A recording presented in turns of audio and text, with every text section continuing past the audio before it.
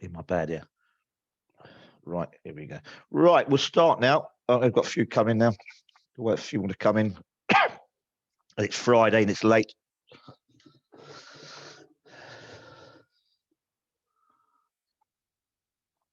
Right, morning to Friday, the 11th. Hopefully, we all enjoyed the roller coaster ride of Thursday. I think a few people had some very decent trades later in the day. Those going long at 2:30, congratulations, and those obviously seeing the turnaround later in the day. So obviously, most of the news is about how choppy the markets are, and therefore the same thing, how patient we have to be. And I think the word is, as a day trader, is not being greedy as such. Right, 7 o'clock. I was in early today. Uh, Despite suffering from a fantastic hangover, the GDP in the FTSE was slightly worse, and obviously since then the FTSE's off 10 ticks from where we were at 7 o'clock. 9 o'clock, we've got ECB Holtzman coming out. That's worth being on for. A, it'll be a new time print, and B, he's a super hawk. So anything about, obviously, those here later in the day realise that the PEPP that we mentioned that the guard will talk about, 3 of the members of the ECB voted to start tapering. She tried to water it down. That was 3 out of 25 who meet on the ECB. Obviously, the Bank was 9 and the FOMC is 19, but the ECB is 25. However, we don't know how many abstain. So that came out later in the day and obviously put a bit of a halt in the market. 9:30, another input, obviously interesting one is Mr. Bailey, Mr. Ranston, Mr. Cunliffe, and Mr. Sunak all talking. And obviously, the interest will be obviously on the weak GDP today and the industrial production and such, but also if Boris Johnson wants to put in this extra, will you come in here? What have we done? Is it the extra week or 2 weeks from the end of lockdown on June the 21st? So be aware that the only figure out today is obviously the Michigan conference at 3 o'clock. Overnight, Bank of Canada, Mr. Lane, he said inflation is expected to be higher over the next few months. Obviously, putting more fuel on the fire.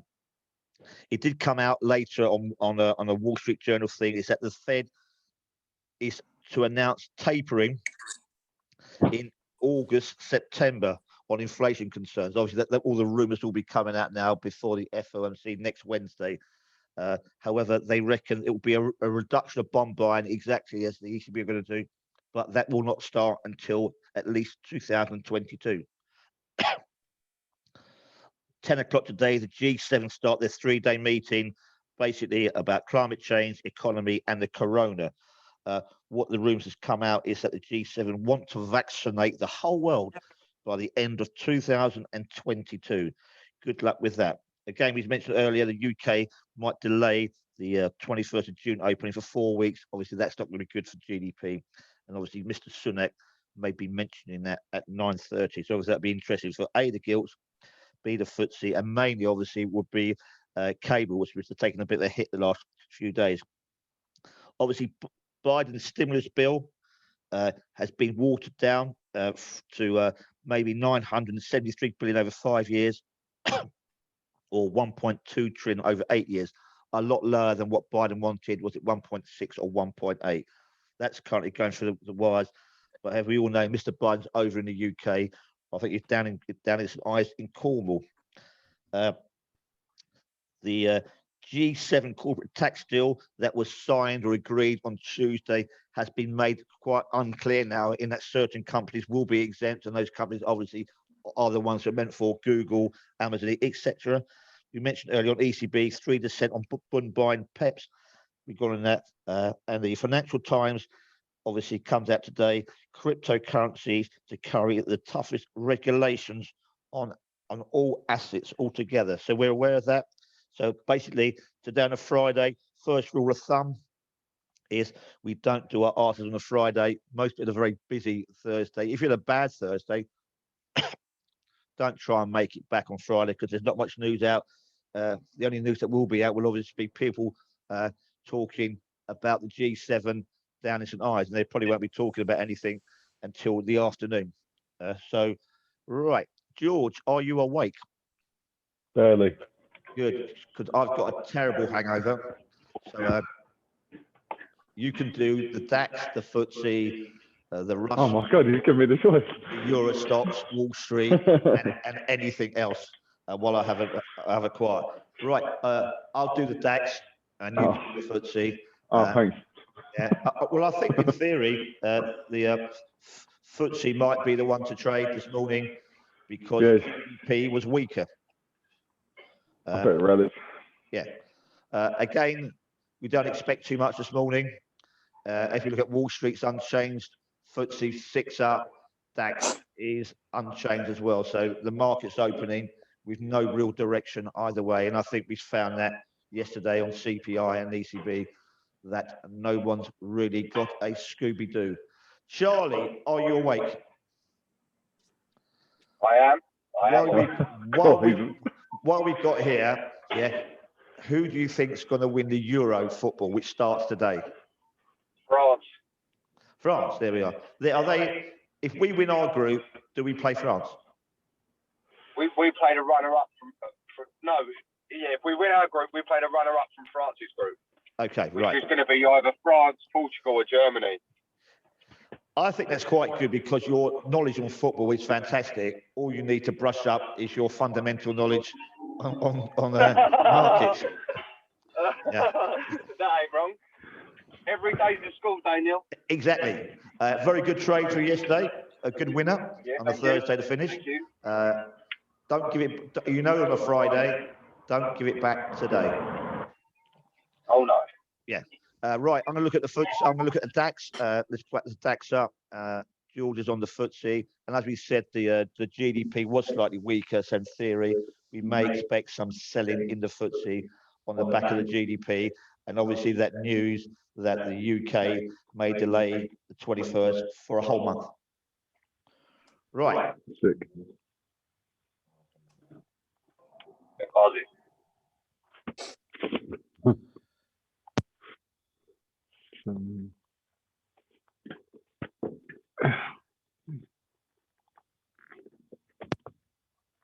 Anything in the FTSE, George? Nope. Just a minute to go. 91 again.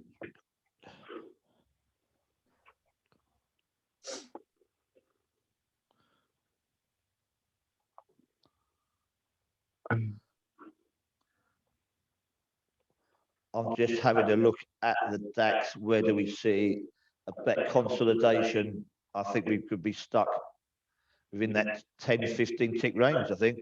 Up here, the offer's up here, 95, maybe a small set of value high. But I suppose we've got to, in the DAX, to ignore the POC and value low at the same price. Yeah. I mean, yesterday, I was very slow getting into on the scalp of the DAX in the opening. I had to wait 30 ticks for it to come off. So patience again. The buying the DAX coming up almost up to this consolidation value high. Yeah. But I think not interested in buying it here. There we are. Hit the value high. Exactly. And drifting back down. Yeah. Again, very easy to be sucked into buying it there. I was looking to sell it a bit higher. Again, I did the same yesterday. Missed it, waiting for it. I sold just under 100. What did I get? Like 99? Yeah, 98.09 I got. It's very rare. It's very rare for George to sell anything. It's all feeling very strange at the minute. I don't know. I think it's a bit the same as we had in DAX yesterday. I got stopped out. A very quick buying, but obviously followed by a 20-tick sell-off. Again, the wicks here shows you how thin the market is. So we went from value high to value low in 30 seconds flat. Yeah. Right, I'm still fairly bearish of DAX this morning. I'm going to wait a bit. Again, market profile did help us out. And I think if you do start to drift lower than here on the POC, I think I might look to go short a bit lower down. but not sucked into going long or short at the moment. All right, George, we're done there. A little bit sweaty actually after pressing the cell. I don't really know. Those of you who are doing one-to-ones, we'll do them in a minute after I've had a black coffee, and we'll come back. Those of you who want to get on our Educate to Trade platform, we're having to open it up because TraderMade are now charging us for all the data. Okay, if not, have a good weekend, and look for Charlie wearing his football top.